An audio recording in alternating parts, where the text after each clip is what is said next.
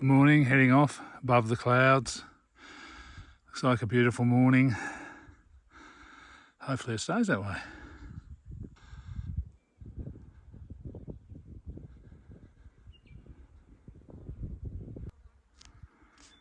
Really stood on this alpine copperhead.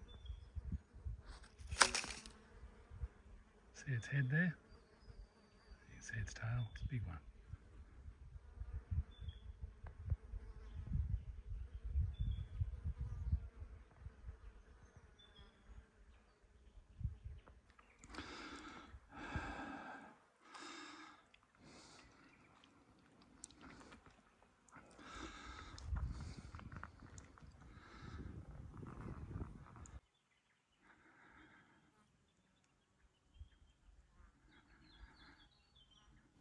Narration after the fact.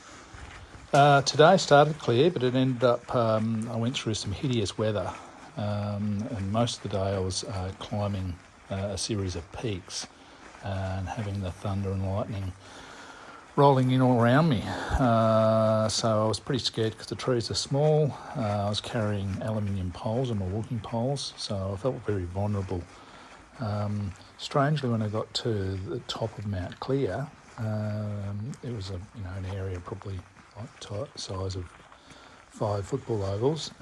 It just stopped raining and it was clear on the top of Mount Clear for about 5 or 10 minutes. But then as I tried to get down from Mount Clear, visibility just dropped to about 3 metres. It was raining. My phone, which I was using for navigation, wouldn't work because my fingers were like icicles and everything was wet, and the touchscreen doesn't work when that happens. So it was very frustrating, and when you can't see very far and it's pouring rain, it makes it very difficult. So I was able to use a series of stones for navigation. People had these little piles of stones about every 1,500 metres, and that saved my bacon. That was whoever put them there, they really helped me. I don't know, would have been lost without those. I got down from Mount Clear. By the time I got to Chester's Yards, I was pretty exhausted. It's really hard hiking in that sort of weather.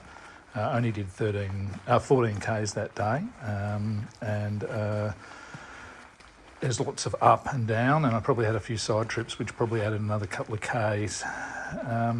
And at this stage of the hike, I'm racing to get to a hut, because the weather was, a massive front was coming in, so I would have liked to have got to the hut that day, but it still had another 16 Ks to the hut, and there's no way I was going to make that, so that's why I stopped at Chester's Yard. Side trips or side tours is my way of saying I got lost.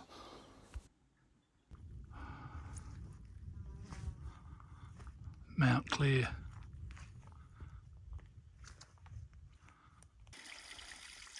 Good afternoon. Bit of a hideous day,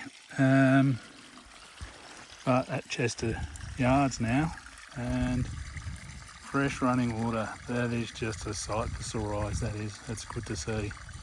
Can't wait to fill up on that. Narration after the fact.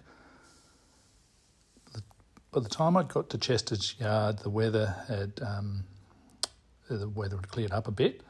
There was a break in the weather, so I was able to set my tent up, and by the time I set my tent up, it started raining again. I still had 16 Ks to go to Valangio Ganta, the hut I was aiming for. My gear was starting to wet out.